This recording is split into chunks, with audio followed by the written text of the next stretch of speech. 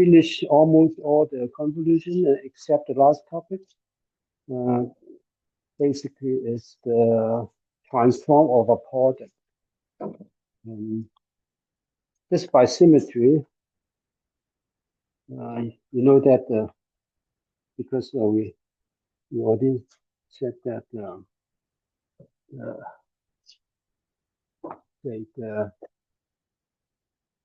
convolution of the F and G, right? F and G, the convolution we transform of the convolution as this F times G, right? This is update Fourier transform is point of K.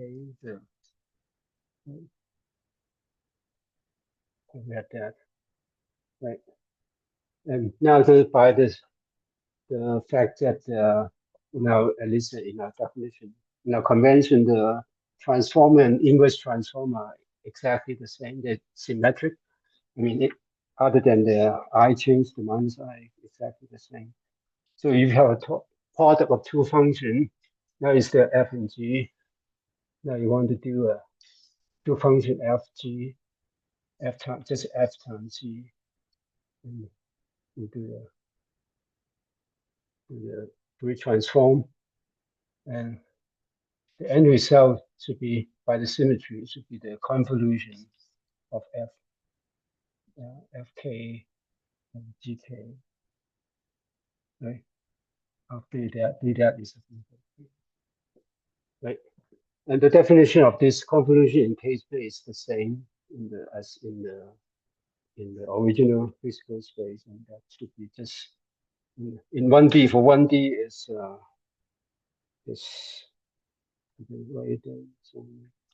it's the same as it's just changing the K. I mean X to K. Going back to the original. Right. There's 1 over square root of 2 pi.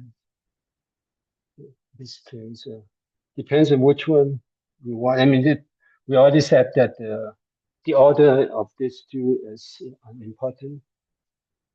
Still following your textbook way to do things. So G will be K pi, and then F minus K pi.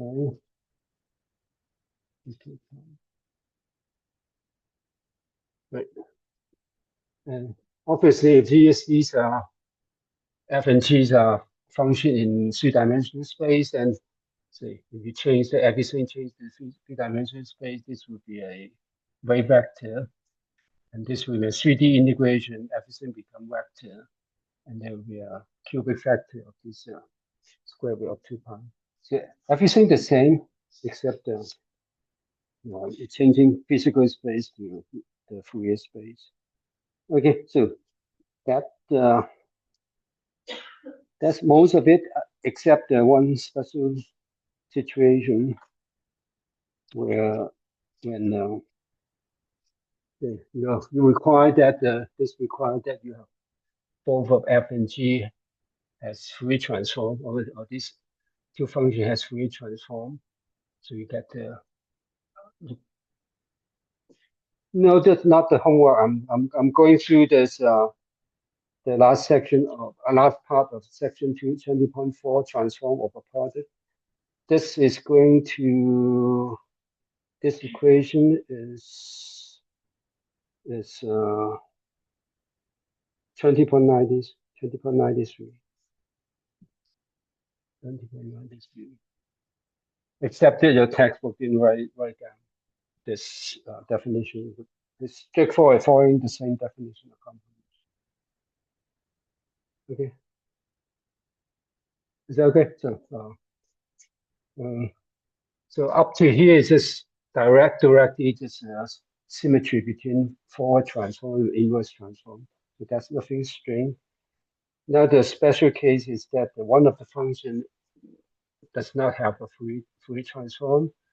This is one special case, like a power function, which does not have a Fourier transform because it's unbounded, right? The power function. So that is the equation we try to derive. The next equation, at the equation before 2494 is this case. If you have x to the power n times g, and you want to take a Fourier transform of that, and obviously you cannot apply to that because x to the power n does not have a Fourier transform. And what we do is just now this is a homework. Okay, this is a homework. Right? So you do just go back to the definition of Fourier transforms. So 1 over square of 2 pi integrating this. This is x to the power n and g as a function of x. And this case e to the I x. Yeah, the text will use t. I find it quite confusing because usually we use t as time.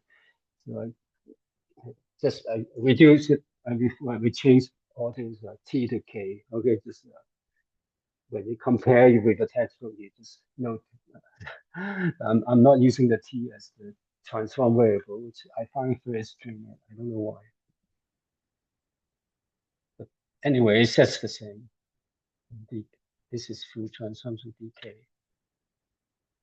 Right? Oh, no, dx, and get the k.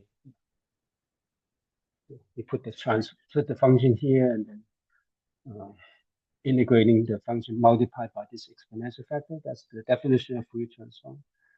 And now the idea is this x to the power n you can get from the exponential function by taking a derivative of this, right? By taking derivative of this exponential function by respect to k, because every time you take a derivative, you multiply by I times x, right? And you take n derivative, you get I times x to the n power, right? And then so you need to divide it by all the I. So that would be, this one would be just like you have. I mean, the derivative doesn't involve g, but later on you can also take all the derivative out. So d n d a. So n derivative with respect to k of this function, we did I. Every time you pull an ix factor, you want to get 8x to n power. So you divide it by I to the n power. Right? That will give you I x to the power n. Right? This is dx. Now, everything else doesn't depend on k, right? So you can pull all this derivative out of this in front of g, actually in front of the whole integration. So I'm getting too low. Let's just continue writing here. So basically pull out everything.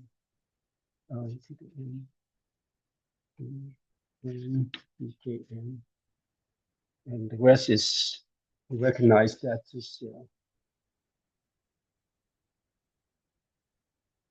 this is just the Fourier transform of G, right? And this is just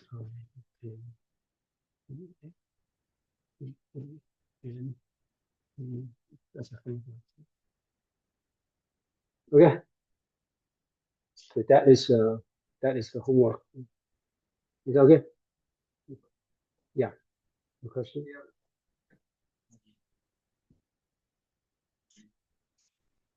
This dk. This is dk. How I get this to this? What's the equation? So this is taking derivative with respect to e to the I kx, right? So each derivative, say, let me write this. So dk of e to the I kx will be equal to ix e to the I kx, right? That's just one derivative, and second derivative would be another factor, right? So n derivative degree n factors. Is it okay? He was talking about the last one is dx not dy. In the integral. Last. No, one line down in the actual integral. The next slide. The next one? Yeah, that's the integral have a dx not dy. Oh, yeah. And the one. Yeah. This is right. This is right. Okay. This is okay. Okay. All right. But this is the equation above 20.94. Now this is one special case is x to the n. Now you go back to the case where f may or may not be bounded, or may not have a Fourier transform, but we are doing we're using this. This is why I copy it here because now I can erase this. This is the equation before the, yeah. Okay, this is the equation before the next equation, 20.94, that we want to consider now. So, we just take one line actually. So I just erase that. And consider this, basically it's the same as this one, but instead of writing it as a convolution, I first take the Taylor expansion of f, right?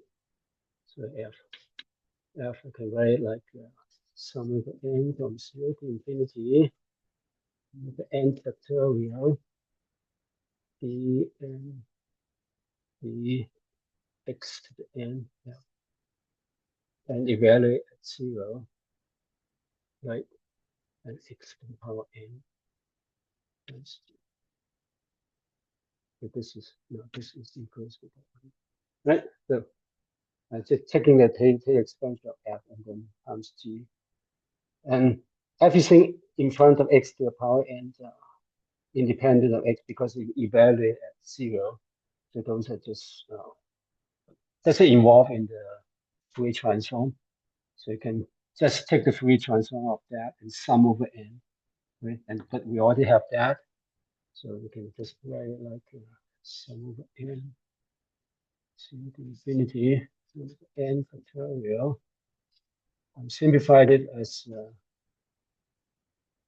dxn at 0, which means that take the unity first and then evaluate at 0, and then multiply by all that. I think n dn. I can actually combine everything. Right? Decay and then g. Okay. Now you recognize that this is like a Taylor expansion, but evaluate at the fact x equals this one. So where basically x is this becomes not a variable but an operator. So this operator take the place of the variable x, and then everything else is just like a Taylor expansion formula, right? One over n factorial and n derivative at evaluate at 0, right? So you can formally, this is like a formal writing, just like f, and instead of f as a function x, f as a function of this operator, and operate. So now the whole function is operator. Okay, so that is another way to write it. This is equation 20.94. Right?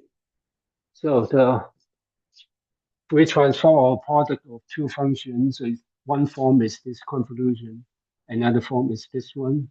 Just this f, their original function x, but now taking a Taylor expansion of f, and then arguing that this all this x of ng we already solved for this Fourier transform, and then that change the differential operator, and then sum over this getting back to f, but then all the argument becomes operator to exchange this operator 1 over I ddk,